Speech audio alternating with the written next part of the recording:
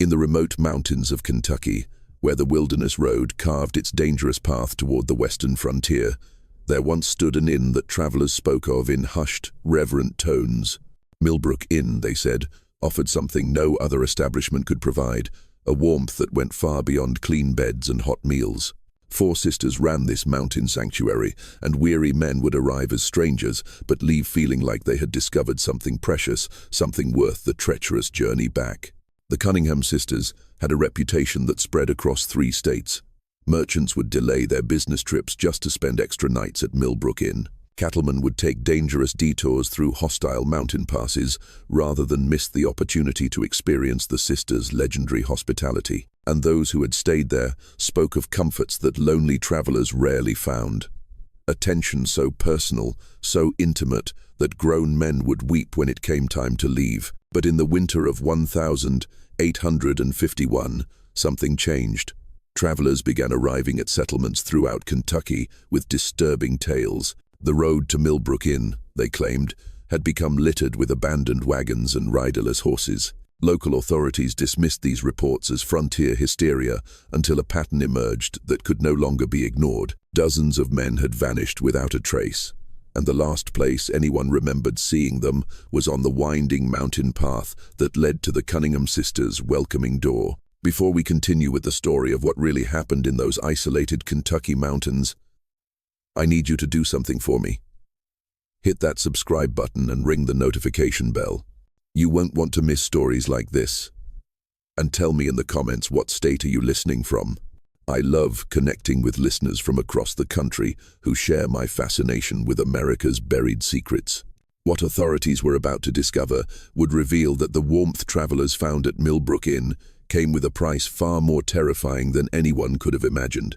The year was 1831 when Jeremiah Cunningham succumbed to consumption, leaving behind a thriving mountain estate and 4 daughters ranging in age from 16 to 26. Located in the remote highlands between Virginia's Shenandoah Valley and the Kentucky frontier, the Cunningham property sprawled across 800 acres of fertile mountain, complete with livestock, grain fields, and most importantly, a strategically positioned inn that served travelers heading west on the wilderness road. Margaret, the eldest at 26, possessed the sharp mind of a born businesswoman and the cold, calculating nature that would later prove so deadly. Catherine, 24, had inherited their mother's ethereal beauty and an almost supernatural ability to make any man feel like the most important person in the world. Sarah, 22, shared her late mother's knowledge of mountain herbs and their various properties, knowledge that would prove far more sinister than anyone imagined.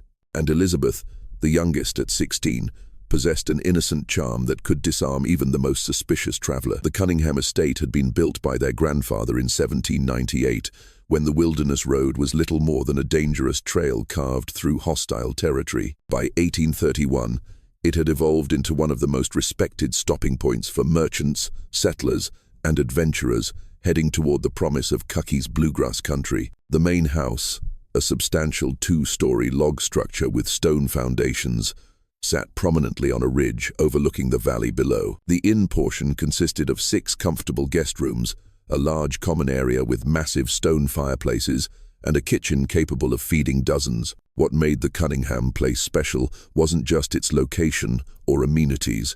It was the reputation for hospitality that had been carefully cultivated over 3 decades. Travelers would speak in towns hundreds of miles away about the warmth of the Cunningham welcome, the quality of their mountain whiskey, and the comfort of clean beds after weeks on dangerous roads. Jeremiah had built something more valuable than gold. Trust the property employed a small but loyal staff. Ezra Hawthorne, a weathered mountain man in his 52nd, had worked as foreman since the inn's early days. His knowledge of the mountains was encyclopedic, and his loyalty to the Cunningham family was absolute. 2 German immigrants, the Zimmer brothers, Klaus and Heinrich, had arrived 3 years earlier, seeking work and stability in the New World. They lived in a cabin near the property's eastern boundary and managed the livestock and agricultural operations with Germanic efficiency. The autumn of 1000, 831 marked the beginning of what locals would later remember as the inn's golden years. The sisters, initially working together out of necessity, discovered they possessed a remarkable ability to make guests feel not just welcome, but genuinely cherished. Margaret's business acumen kept the operation profitable. Catherine's charm kept guests lingering longer than planned. Sarah's knowledge of mountain cooking and medicinal teas enhanced their reputation for comfort, and Elizabeth's youthful enthusiasm made even the weariest travelers smile. But something darker was stirring beneath this facade of mountain hospitality. The isolation that had once protected the Cunningham family from the dangers of frontier life now provided something else entirely: privacy. And privacy for four young women with sharp minds and few scruples could be a dangerous thing indeed. It was a November evening in 1832 when Thomas Kellerman arrived at Millbrook Inn, and with him the first hint of the darkness to come. Kellerman was a cattle buyer from Richmond, traveling alone with a substantial purse of gold coins intended for purchases in Kentucky. He was a man of 45 years, recently widowed, with no children and few close ties, precisely the type of guest the sisters would later learn to identify with terrifying precision. The temperature had dropped below freezing, and a light snow was beginning to fall when Kellerman's horse stumbled up the winding path to the inn. Margaret greeted him at the door with her practiced smile, noting immediately the quality of his clothes, the weight of his saddlebags, and most importantly, the loneliness in his eyes. A man traveling alone just 1 year after losing his wife was carrying more than just money. He was carrying a desperate need for human connection. "Welcome to Millbrook Inn," Margaret said, her voice carrying just the right mixture of professionalism and warmth.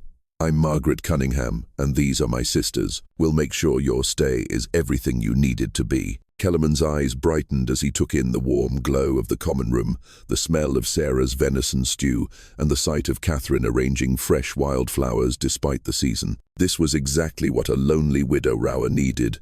A place where beautiful, attentive women would treat him like family, rather than just another paying customer. Over the next 3 days, the sisters provided Kellerman with an experience unlike any he'd ever encountered at an inn. Sarah's meals were restaurant-quality feasts, featuring perfectly seasoned game, fresh bread, and her famous honey cakes. Margaret engaged him in lengthy conversations about business and politics, making him feel intellectually valued. Elizabeth's innocent laughter at his stories made him feel worldly and important. But it was Catherine who provided what Kellerman truly craved, the illusion of romance. On his second evening, after the other guests had retired, Catherine found Kellerman sitting alone by the fire, staring into the flames with the hollow expression of a man who had lost everything that mattered to him. She approached with 2 glasses of Sarah's special spiced rum, each warming perfectly in crystal tumblers that caught the firelight. "You seem troubled, Mr. Kellerman," she said, settling into the chair beside him with fluid grace. "Sometimes sharing a burden makes it lighter." For the next 2 hours, Kellerman found himself pouring out his heart to this beautiful woman who listened with such genuine attention. He spoke of his late wife, Mary, of their failed attempts to have children, of returning each evening to an empty house that still smelled faintly of her lavender soap. Catherine listened with perfect sympathy, occasionally touching his hand or leaning closer with apparent compassion. "Loneliness is a terrible thing," she said softly as the fire burned lower, "but it doesn't have to be permanent." What happened next was never recorded in any official document, but Kellerman's behavior the following morning told its own story. He moved through breakfast with the satisfied expression of a man who had rediscovered reasons for living. He extended his stay by 2 additional days despite his original urgency to reach Kentucky. Most tellingly, he began making plans to return to Millbrook Inn on his journey home to Richmond. "I've never experienced hospitality like this," he told Margaret as he prepared to leave. "You and your sisters have created something truly special here. I'll be recommending this place to every traveler I meet." Margaret smiled and accepted his generous payment, nearly double the standard rate, pressed into her hands with genuine gratitude. "We look forward to your return visit, Mr. Kellerman. Safe travels." But Thomas Kellerman would never complete his journey to Kentucky. His horse was found 3 days later, wandering riderless near Cumberland Gap. Kellerman himself had simply vanished, leaving behind only questions and a mystery that would never be officially investigated. The assumption, logical enough for the dangerous frontier, was that he had fallen victim to bandits or wild animals.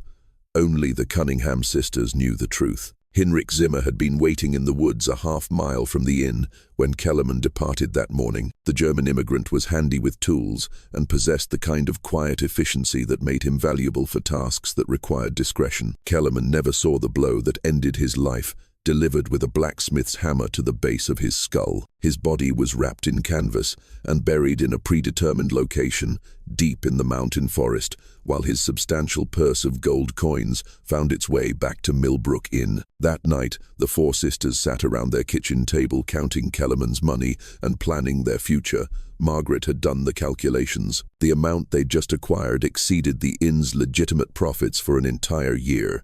Catherine had proven that lonely men could be manipulated with shocking ease. Sarah had demonstrated that traces of evidence could be eliminated with the right knowledge of chemistry and mountaincraft, and Elizabeth had shown that even the most innocent-seeming person could keep terrible secrets. "He won't be missed for weeks," Margaret said, stacking the gold coins with businesslike precision. "No family, no close friends, traveling alone to a place where no one knows him.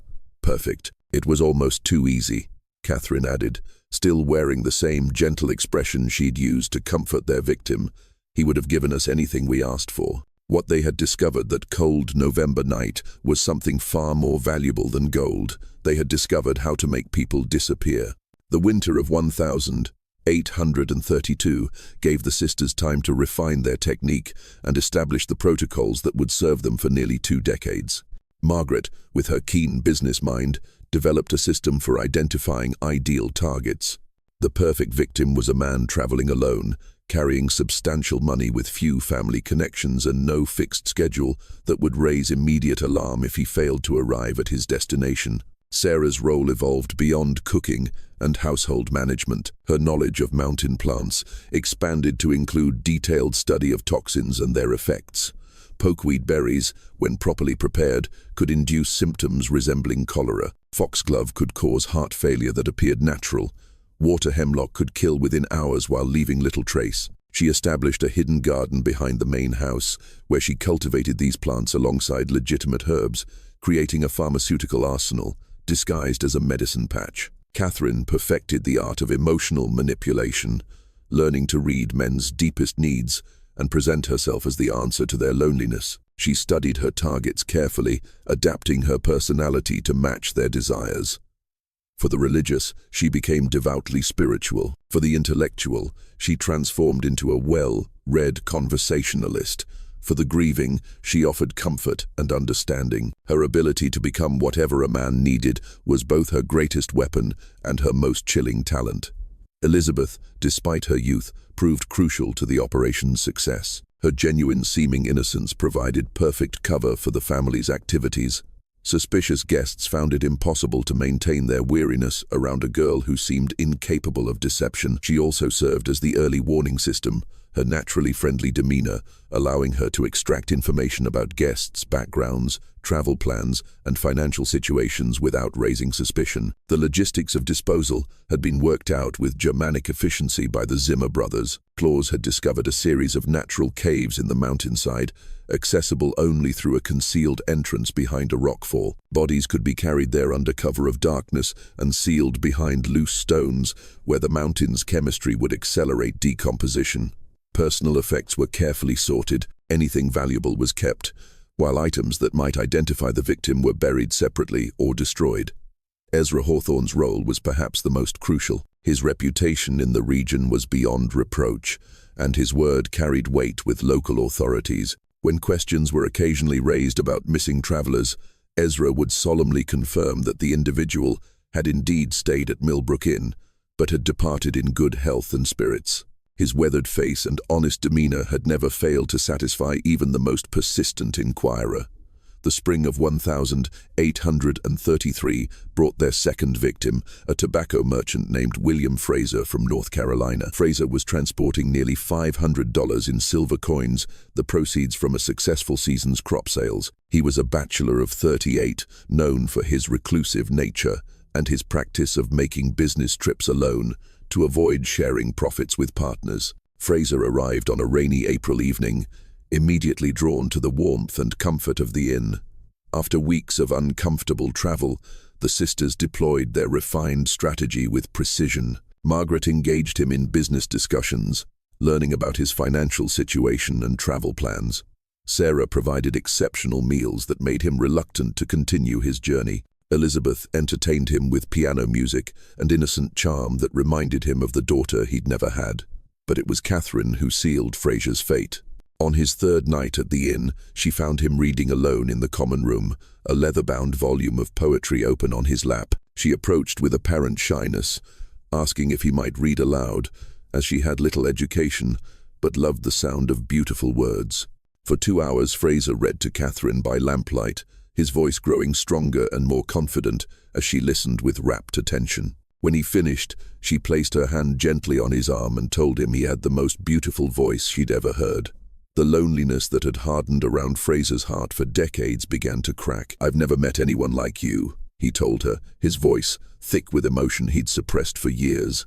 "You make me feel alive again." "Then don't leave tomorrow," Catherine replied, her eyes reflecting the lamplight with perfect, calculated sincerity. "Stay another day. Let me listen to you read again." Fraser extended his stay by a week, during which Catherine gradually increased their intimacy, while Sarah began introducing small amounts of pokeweed extract into his evening tea. The symptoms began subtly: mild stomach discomfort, slight dizziness, nothing alarming enough to cause immediate concern.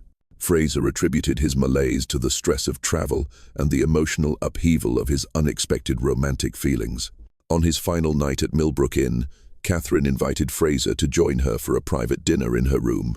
Sarah had prepared his favorite meal, along with a bottle of wine laced with a carefully calculated dose of water hemlock extract. As Fraser sat across from Catherine in the intimate candlelight, sharing his dreams and fears with a woman he believed might change his life forever, he had no idea he was already dying. The poison worked exactly as Sarah had predicted. Fraser's death appeared to be a sudden heart attack brought on by excitement and overexertion. His body was discovered the next morning in Catherine's bed, apparently having died peacefully in his sleep after a night of passion. Even if a doctor had been available to examine the body, the symptoms perfectly matched those of natural cardiac failure in a middle-aged man with a previously sedentary lifestyle. Fraser was buried with appropriate solemnity in the inn's small cemetery, a final touch that Margaret had added to their operation.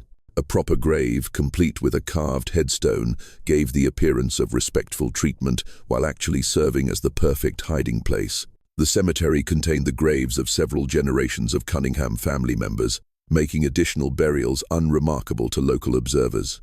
Fraser's money and valuable personal effects disappeared into the sisters' growing treasury, while his wagon and horses were sold to traveling merchants passing through weeks later. His disappearance was attributed to a decision to settle in Kentucky rather than return to North Carolina, a plausible explanation that no one thought to question too closely. By the end of 1833, the sisters had perfected a system that was virtually undetectable. They had learned to space their crimes carefully, never targeting more than 4 or 5 victims per year to avoid creating patterns that might attract attention. They developed cover stories for guests who died at the inn, ranging from heart attacks to accidents to decisions to settle permanently in the West. Most importantly, they learned to trust each other completely, creating a conspiracy so tight that not even the slightest hint of their activities ever reached the outside world. Just when we thought we'd seen it all, the horror at Millbrook Inn intensifies. If this story is giving you chills, share this video with a friend who loves dark mysteries. Hit that like button to support our content, and don't forget to subscribe to never miss stories like this. Let's discover together what happens next, because the Cunningham sisters were just getting started. Between 1834 and 1845, Millbrook Inn achieved a reputation that extended throughout the mid-Atlantic region and beyond. Travelers spoke of it in the same reverent tones, reserved for the finest establishments in Richmond or Baltimore. The sisters had created something unprecedented, a remote mountain inn that provided luxury accommodations and service that rivaled the best urban hotels. Margaret had expanded their legitimate business operations significantly. The inn now maintained a stable of quality horses for guests, operated a small distillery producing premium mountain whiskey, and even offered guided hunting expeditions led by Ezra Hawthorne. These legal enterprises provided substantial income and, more importantly, gave the sisters a reputation as savvy businesswomen rather than simply innkeepers. The guest registry from this period, carefully preserved in the Virginia State Archives, tells the story of their success. Merchants from Charleston, politicians from Richmond, land speculators from Baltimore, and adventurers from as far away as Boston signed their names in Margaret's elegant ledger book. Many returned multiple times, becoming regular patrons who praised Millbrook to their colleagues and friends. But hidden within this legitimate success was a carefully orchestrated killing machine that operated with clockwork precision. The sisters had refined their victim selection to an exact science. Catherine developed an almost supernatural ability to identify the men who would never be missed. The loners, the outcasts, the ones carrying secrets that made them avoid close relationships. Sarah's knowledge of poisons had expanded to include dozens of plant and mineral toxins, each with different symptoms and detection profiles. Elizabeth had learned to extract detailed personal information from guests through seemingly innocent conversation, and Margaret coordinated everything with the precision of a military operation. During these years, they claimed approximately 43 victims, the exact number later found by the railroad surveyor. Each death was carefully planned and executed according to strict protocols that minimized risk while maximizing profit. The sisters developed detailed profiles of their targets, sometimes observing potential victims for weeks before making their final decision. Consider the case of Jonathan Waverly, a land surveyor from Pennsylvania, who arrived in September 1838. Waverly was conducting mapping work for the state government, a job that required him to travel alone through remote areas for months at a time. He carried surveying equipment worth considerable money, along with payment for his work and funds for purchasing land parcels he'd identified as investment opportunities. Margaret immediately recognized Waverly as an ideal target. His work required extended absences from civilization, meaning his disappearance might not be noticed for months. His surveying activities provided a perfect cover story. He could easily have fallen victim to any number of natural hazards while working alone in dangerous territory. Most importantly, his somewhat antisocial personality meant he had few close friends who would pursue investigations if he failed to return.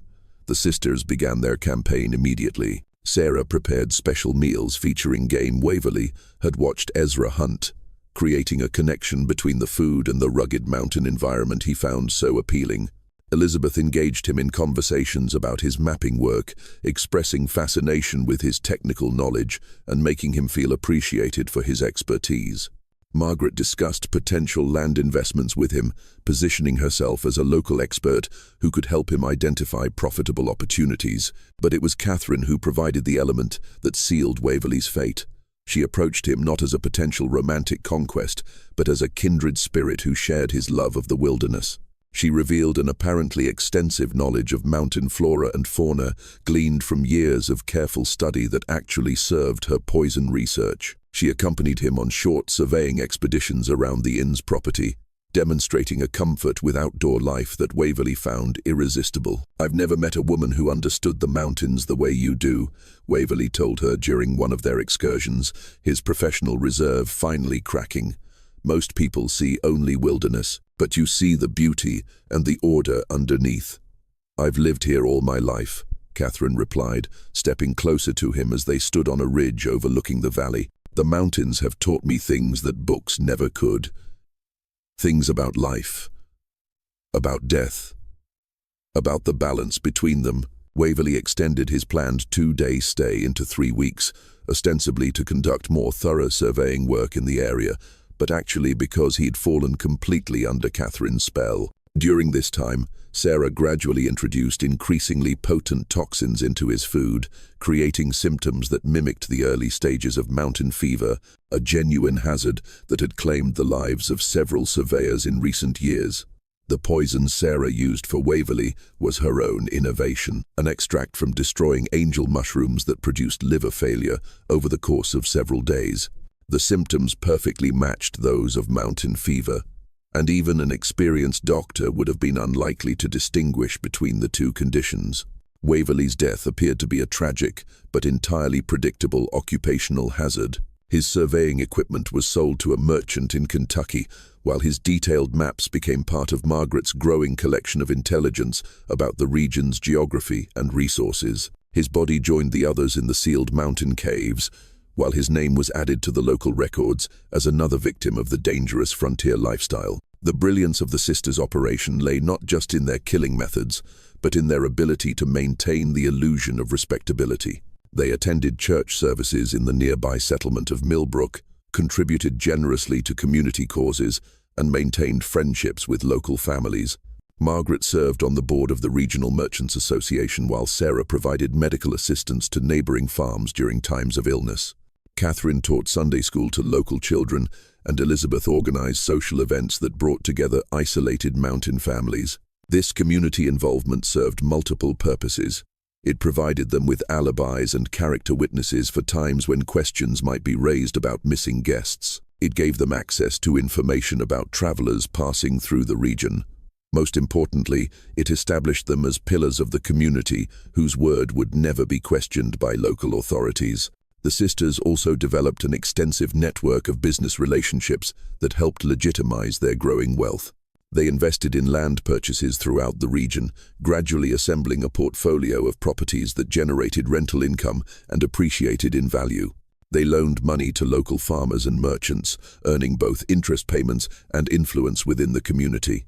They even purchased shares in several riverboat companies operating on the Ohio River, diversifying their investments while creating additional sources of income. By 1845, the Cunningham sisters were among the wealthiest landowners in Western Virginia. Their success story was held up as an example of what determined women could achieve, even in the challenging frontier environment. Local newspapers occasionally featured articles about the enterprising Cunningham sisters, who had built a thriving business empire from their inherited mountain property. But beneath this facade of legitimate success lay the carefully concealed bones of more than 40 men who had made the fatal mistake of accepting the sisters' hospitality. Each death had added to their wealth and refined their methods, creating a cycle of murder and profit that seemed impossible to stop or detect. The isolation that had initially protected them from discovery now provided something even more valuable: the perfect environment for their predatory activities. Millbrook had become a spider's web, beautiful and inviting on the surface, but deadly to anyone who became entangled in its strands. The beginning of the end came not from law enforcement or suspicious relatives, but from an unexpected source, one of their own employees.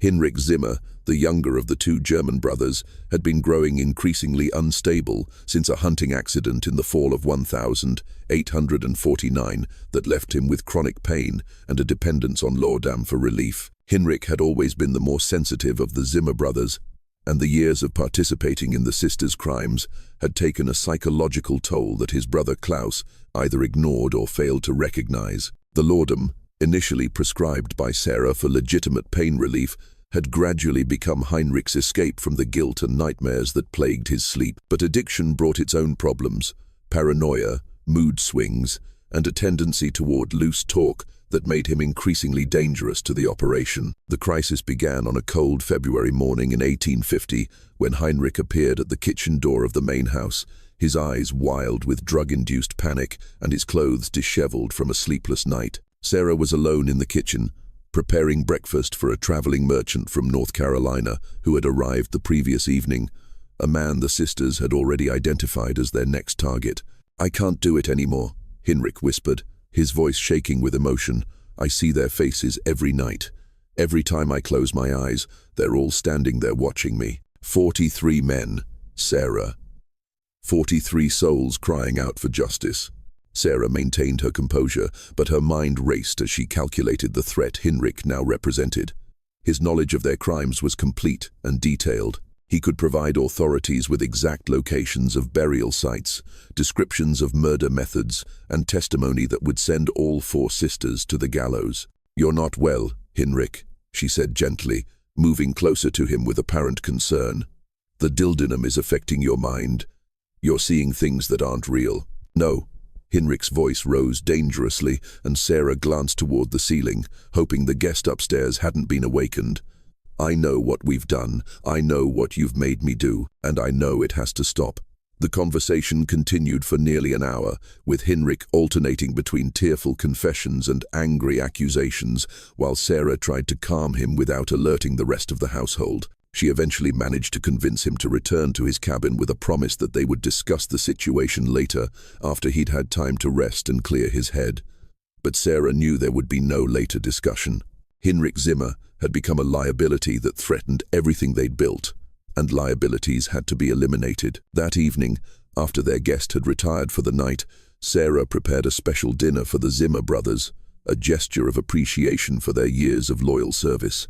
She explained to Klaus. The meal featured Heinrich's favorite dishes along with Sarah's special spiced wine that contained enough concentrated foxglove extract to stop a man's heart within hours. Heinrich died quietly in his sleep that night, his death attributed to the same heart condition that had supposedly claimed several of their guests over the years. Klaus, who had consumed less of the poisoned wine due to his natural temperance, survived, but with significant cardiac damage that left him weakened and dependent on Saar's medical care. Heinrich's death solved their immediate problem, but created new challenges. Klaus, despite his physical weakness, began asking pointed questions about his brother's sudden demise.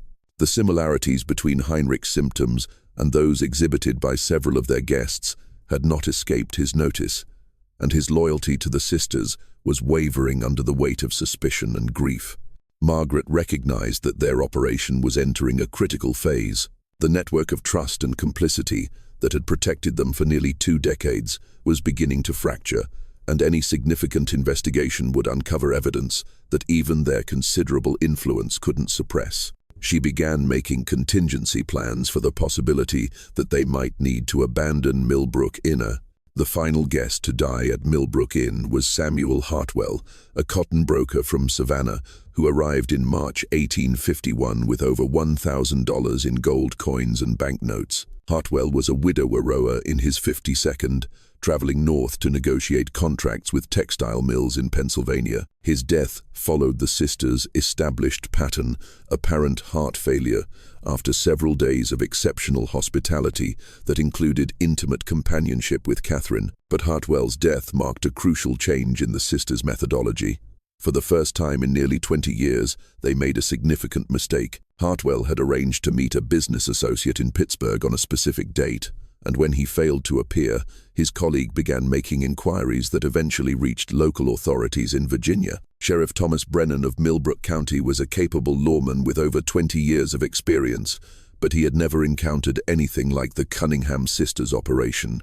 His initial investigation was routine. A few questions to confirm that Hartwell had indeed stayed at the inn and departed in good health. Margaret and Ezra provided their usual testimony, supported by carefully maintained guest records that showed Hartwell's departure date and intended destination. But Brennan was more persistent than previous inquirers, and his investigation began uncovering small inconsistencies in the sisters' story. A blacksmith in the next county remembered shoeing a horse that matched the description of Hartwell's mount. But several days after the businessman was supposed to have passed through the area, a merchant recalled purchasing supplies from someone who resembled Hartwell, but again the timing didn't match the official departure date from Millbrook Inn. These discrepancies were minor and might have been explained by any number of innocent factors, but they were enough to plant seeds of doubt in Brennan's mind. He began looking more closely at other missing persons cases involving travelers who had last been seen in the Millbrook Inn area, and the pattern that emerged was deeply troubling. Sheriff Brennan's investigation accelerated rapidly once he began examining the broader pattern of disappearances around Millbrook Inn. His review of county records revealed that over the past 20 years, at least 15 different missing persons cases had involved travelers who were last confirmed to be staying at the Cunningham property. While individual cases could be explained by the various hazards of frontier travel, the statistical clustering was impossible to ignore.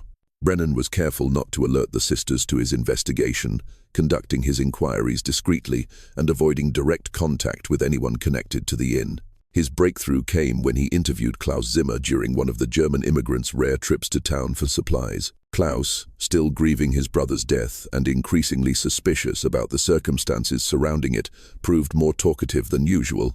"My brother Hinrich," He was troubled before he died. Klaus told Brennan during what appeared to be a casual conversation outside the general store. He spoke of things that kept him awake at night. The mountains hold many secrets, Sheriff, and not all of them should stay buried. This cryptic statement might have meant nothing to a less experienced investigator, but Brennan recognized the signs of a man struggling with dangerous knowledge. He arranged a private meeting with Klaus at a location far from Millbrook Inn, where the full truth finally began to emerge. Klaus's confession was halting and incomplete. Years of fear and loyalty struggled against guilt and suspicion as he revealed fragments of what he knew.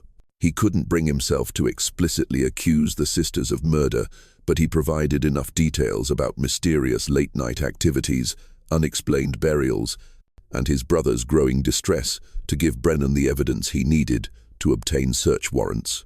The raid on Millbrook Inn was conducted at dawn on the 15th of April, 1851, with a force of 8 armed deputies surrounding the property to prevent escape.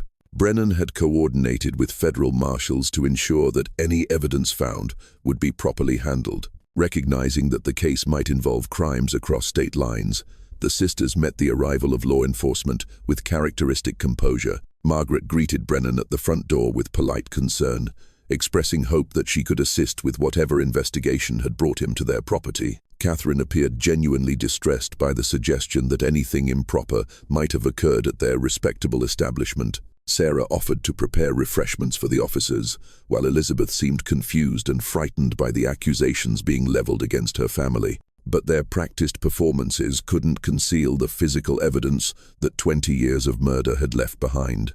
The search of the main house revealed several items that clearly belonged to missing travelers: a distinctive silver pocket watch engraved with Samuel Hartwell's initials, a leather portfolio containing business documents belonging to Thomas Kellerman, and a collection of personal letters and photographs that represented dozens of different victims. More damning still was Sarah's carefully maintained garden of poisonous plants, which included several species that had no legitimate medicinal applications. Her collection of books on botany and chemistry revealed an expertise in toxicology that went far beyond the knowledge required for normal household remedies. Hidden in her private room, investigators found detailed notes describing the effects and dosages of various plant toxins, along with records that clearly corresponded to the deaths of specific guests. The discovery of the burial caves was the final piece of evidence needed to confirm the scope of the sisters' crimes. Klaus, facing charges as an accessory to murder, led investigators to the concealed entrance behind the rockfall.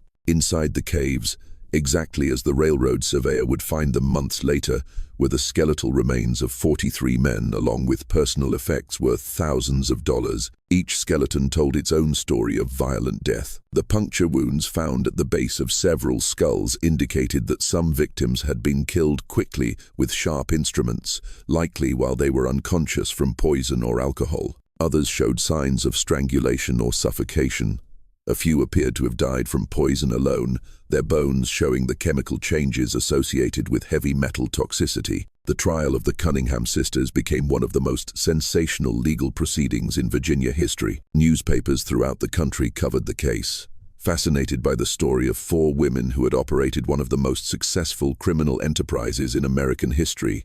The prosecution, led by Commonwealth Attorney Daniel Hutchinson, presented overwhelming evidence of a conspiracy that had lasted nearly 20 years and claimed more than 40 lives. Margaret maintained her innocence throughout the proceedings, claiming that any evidence found at the inn had been planted by enemies seeking to destroy their family's reputation. Catherine broke down completely during her testimony, alternating between denials and tearful confessions that implicated all 4 sisters in the murders. Sarah refused to speak at all, maintaining a stoic silence that many interpreted as an admission of guilt. Elizabeth, the youngest and most sympathetic defendant, claimed to have been coerced by her older sisters and begged for mercy from the court. The defense strategy focused on the isolation and vulnerability of 4 orphaned women trying to survive in a dangerous frontier environment. The sisters' attorney, Marcus Fairfield, argued that they had been driven to desperate measures by circumstances beyond their control,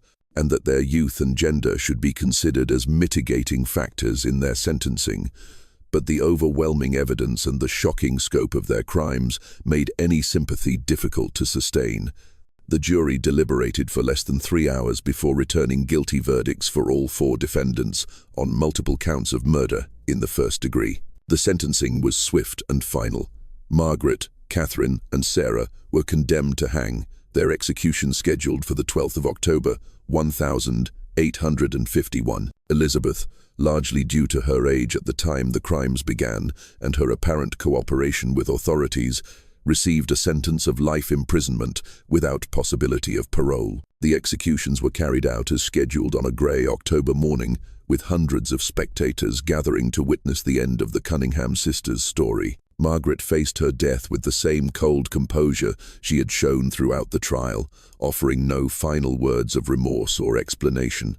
Catherine and Sarah stood together on the scaffold, holding hands as the noose were placed around their necks, their final moment of sisterly solidarity, a stark contrast to the calculated cruelty they had shown their victims. Elizabeth Cunningham was transported to the Virginia State Penitentiary in Richmond, where she would spend the remaining 37 years of her life. Prison records indicate that she maintained her innocence until her death in 1888, claiming repeatedly that she had been a victim of her sister's manipulation rather than a willing participant in their crimes. She never received visitors and left no written account of her experiences at Millbrook Inn. Klaus Zimmer, granted immunity in exchange for his testimony, disappeared shortly after the trial concluded. Some reports placed him in Ohio, others in Missouri, but he was never officially located again. The trauma of his brother's death and his role in exposing the sisters' crimes appeared to have broken him completely, leaving him unable to settle anywhere or form lasting relationships. Ezra Hawthorne faced charges as an accessory to murder, but his advanced age and his cooperation with authorities earned him a reduced sentence of 10 years in prison. He died in custody in 1854, reportedly still maintaining that he had never suspected the true nature of the sisters' activities and had believed their explanations for the various deaths and disappearances. Millbrook Inn itself was sold at auction to satisfy legal judgments against the Cunningham estate. The new owners, a family named Fletcher from Richmond, attempted to continue operating it as a legitimate inn, but the property's notorious reputation made it impossible to attract guests. The building stood empty for several years before being purchased by a mining company that demolished the structures and converted the land to industrial use. The copper mine where the victims' remains were discovered was permanently sealed by order of the court with a simple stone marker erected to commemorate the 43 men who died at Millbrook Inn. The marker, which still stands today according to local historical societies, bears only the inscription, "Here lie unknown travelers 1832-1851. May they find the peace in death that was denied them in life." The case had far-reaching implications for inn and hotel regulation throughout Virginia and neighboring states. New laws were enacted, requiring more detailed guest registration procedures, mandatory reporting of guest deaths to local authorities, and regular inspections of establishments serving travelers. The Cunningham laws, as they became known, remained in effect well into the 20th century. Perhaps most significantly, the Millbrook Inn case became a cautionary tale about the dangers of isolation and the potential for evil to flourish in places far from civilized oversight. Criminal investigators began paying closer attention to patterns of disappearances around remote establishments, leading to the discovery of several smaller-scale operations that might otherwise have continued undetected.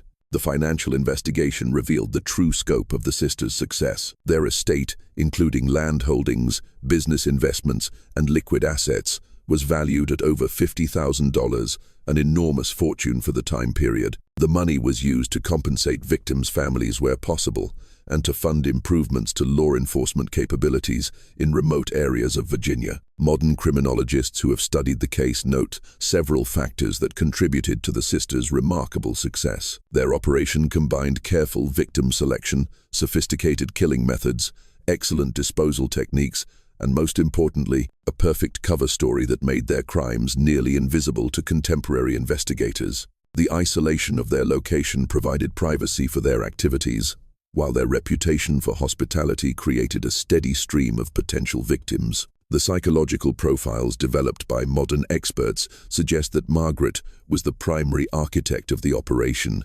possessing the antisocial personality traits and organizational skills necessary to plan and execute such a complex criminal enterprise. Catherine likely suffered from what would now be recognized as borderline personality disorder, making her capable of forming intense but ultimately meaningless emotional connections with victims. Sarah's expertise with poisons suggests a fascination with death and control that bordered on sadistic. Elizabeth's role remains the most ambiguous. Whether she was a willing participant or a coerced accomplice may never be definitively determined. What makes the Millbrook Inn case particularly chilling is how easily it could have continued indefinitely had Heinrich Zimmer not suffered his psychological breakdown, or had Sheriff Brennan been less persistent in his investigation. The sisters might have continued their activities for decades longer. The randomness of their ultimate discovery serves as a reminder that many historical crimes may have gone completely undetected, their perpetrators taking their secrets to unmarked graves.